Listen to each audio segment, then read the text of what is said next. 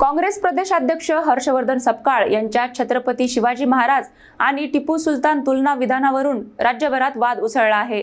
बुलढाण्यात भाजपकडून संतप्त आंदोलन करत त्यांच्या प्रतिकात्मक पुतळ्याचे दहन करण्यात आले।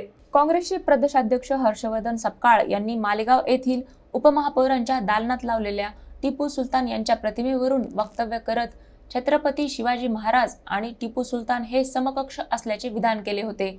या वक्तव्याचे राज्यभर तीव्र पडसाद उमटत असून विविध ठिकाणी निषेध आंदोलने होत आहेत।